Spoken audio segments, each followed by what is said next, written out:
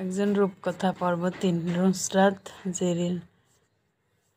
বাসর ঘরটা সাজানো হয়েছে রজনীগন্ধা দিয়ে। খুব বেশি ফুল জোগাড় করা সম্ভব হয়নি। শোভন নিজেই পাশের দোকান থেকে কিনে এনেছে। কথা যখন খাবার খেতে ব্যস্ত ছিল তখন নিজেই ঘর সাজিয়েছে। তবে এখন খুব লজ্জা লাগছে। ফুল দিয়ে ঘর সাজানোটা হয়তো একটু বেশি বেশি হয়ে গেল।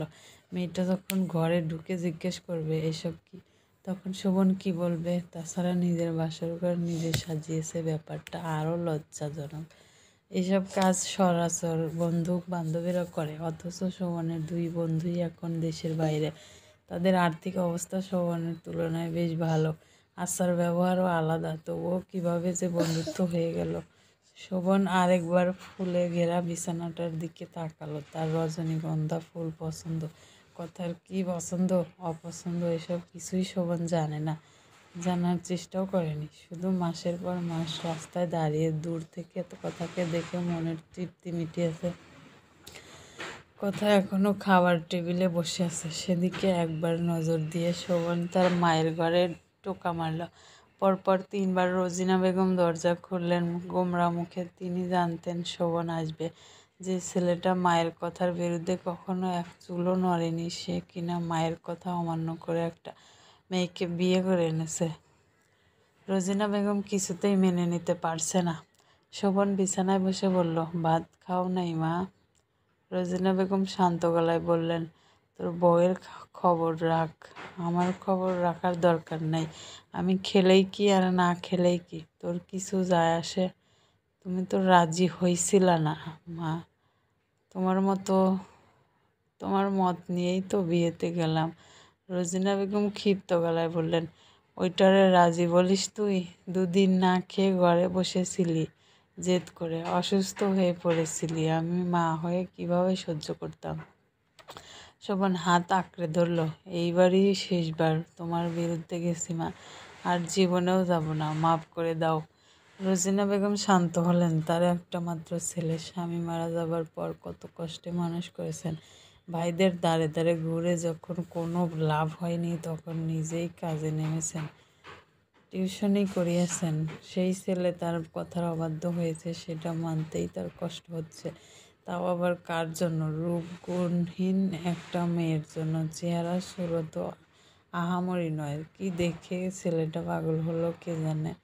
তার চেয়ে রজিনা বেগমের সইয়ের মেয়ে রোমা কি মিষ্টি দেখতে, সারাদিন ছোটাছুটি করে ঘরটা আনন্দে মুখিয়ে রাখত। এসেছিল তো 2-1 বার, ছেলেটা ফিরেও তাকাতো না, অথচ তাকালো কার দিকে? রোজিনা বেগমের মনটা বিষিয়ে উঠল। ছেলের উপর থেকে সব রাগ একেবারে মেয়েটার উপর পড়ল। বাড়ি আসতে না আসতেই মা ছেলের মধ্যে ফাটল ধরিয়ে ছাড়ল। কথা শাড়ি পাল্টে ফেলেছে, সারাদিন কম ধকল যায়নি তার উপর। শরীরটা ভেঙে আসছে, সাথে মনও। আরিফের বদলে যাওয়া রূপ তার সহ্য হচ্ছে না। মনটা ভেঙে গুঁড়িয়ে দিচ্ছে। উপরে যতই শক্ত থাকার চেষ্টা করুক না কেন, ভেতরটা তার নরম তুলতুলে, সামান্য আঘাতে ক্ষতবিক্ষত হয়। যদিও আরিফের সাথে তার সম্পর্কটা অতটা গভীর নয়, তবে আরিফের পাগলামিতে রাজি হতে বাধ্য হয়েছিল। স্বপ্ন দেখতে শুরু করেছিল, একটা ভালো ঘর, সংসার, বর, এইটুকুই। নিয়তি দেখা সাক্ষাৎ বা প্রেমিক প্রেমিকার মতো হাতে হাত রেখে ঘুরতে যাওয়া হয়নি কখনো। ভালোবাসাটা প্রকাশ করা হয়নি, যদিও ভালোবাসা আদৌ ছিল কিনা কে জানে।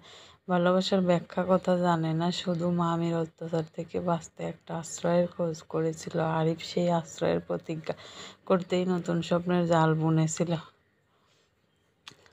সারা বিছানা জুড়ে ফুল ছড়িয়ে ছিটিয়ে আছে, পরিষ্কার করতে ইচ্ছে করছে না। শোভন ঘরে এসে দরজার খিল আটকালো। চুপচাপ ওয়াশরুমে ঢুকে ফ্রেশ হয়ে আবার বেরিয়ে এলো।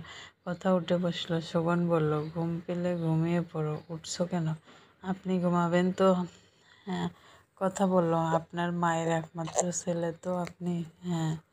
তবে তার মতের বিরুদ্ধে গিয়ে আমায় বিয়ে কেন করলেন? শোভন আমতা করল। মা বিয়েতে রাজি ছিলেন না, এ কথা সে কাউকে বলেনি। কথার পরিবারকে তো নাই। তাছাড়া মায়ের রুমে কথা বলার সময় এমনভাবে বলেছে যেন কথার কান অবধি না পৌঁছায়। তবু সে শুনল কীভাবে? এসব তো তার জানার কথা নয়। সে বলল, তোমায় এসব কে বলেছে? কেউ বলবে কেন, আমি নিজেই বুঝেছি।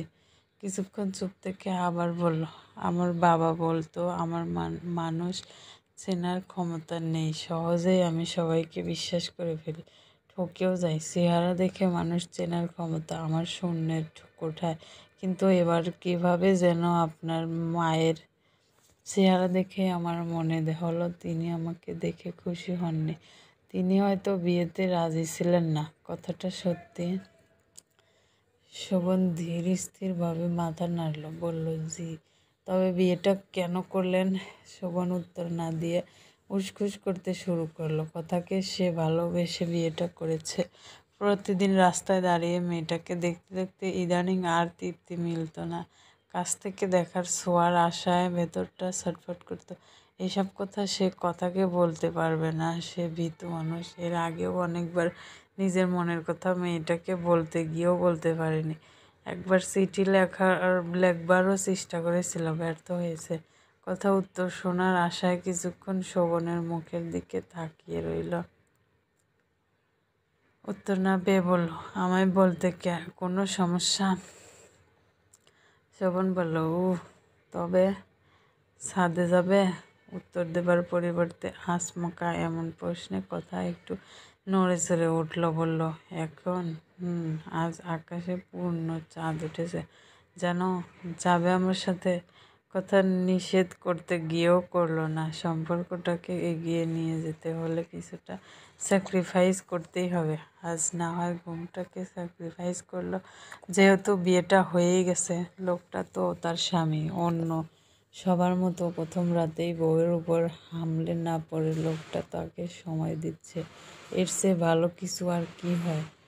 কথা এক দফা মুগ্ধ চোখে শোভনকে দেখল। চোখ ভাবদারুণ সুন্দর না হলেও দেখতে মন্দ না। এমন একজনের সাথে সারা জীবন অনায়াসে কাটানোই যায়। হঠাৎ কথার মনটা খুব ভালো হয়ে গেল।